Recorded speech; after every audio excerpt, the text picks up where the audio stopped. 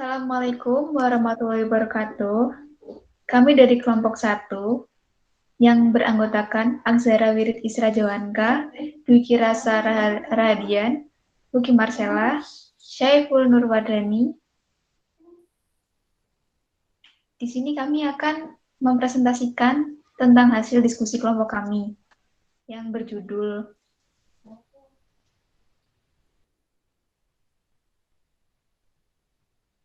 Input Device dan Output Device. Bisa dibacakan oleh Aksara Wirid.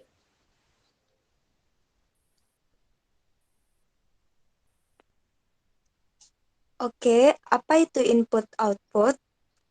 Input dan output atau biasa disebut juga I/O merupakan perangkat bagian dari sistem microprocessor yang memiliki fungsi yang sama pentingnya dalam sebuah komputer. Bisa dikatakan, tanpa kedua perangkat tersebut, komputer tidak akan bisa bekerja.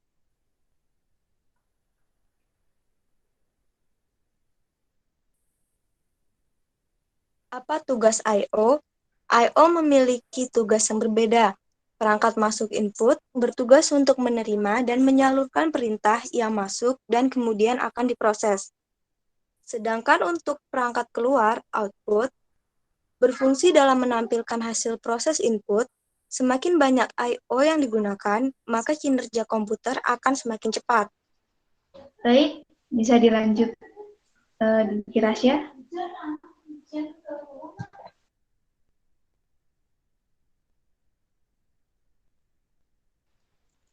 Lalu, apa yang dimaksud input device? Input device adalah unit yang berfungsi sebagai media untuk memasukkan data dari luar ke dalam suatu memori dan prosesor untuk diolah guna menghasilkan informasi yang diperlukan.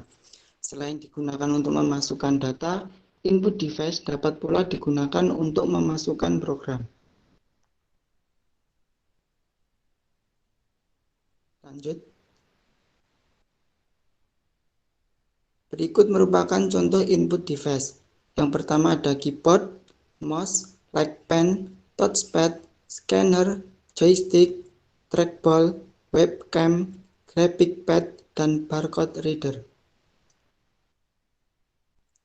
Oke, bisa dilanjut Saiful Nurwadani. Apa yang dimaksud output device? Output device merupakan peralatan yang memberikan keluaran yang berguna untuk mengetahui apakah sebuah pemrosesan berjalan dengan benar atau tidak. Output yang dihasilkan dari pemrosesan data dapat digolongkan menjadi 4 bentuk, yaitu tulisan, huruf, angka, simbol khusus. Yang kedua ada image atau dalam bentuk grafik atau gambar. Kemudian suara dan bentuk lain yang dapat dibaca oleh mesin machine readable form. Lanjut. Peralatan output dapat berupa yang pertama, hard copy device, yaitu alat yang digunakan untuk mencetak tulisan dan image pada media keras seperti kertas atau film. Kemudian yang kedua yaitu soft copy device, yaitu alat yang digunakan untuk menampilkan tulisan dan image pada media lunak yang berupa sinyal elektronik.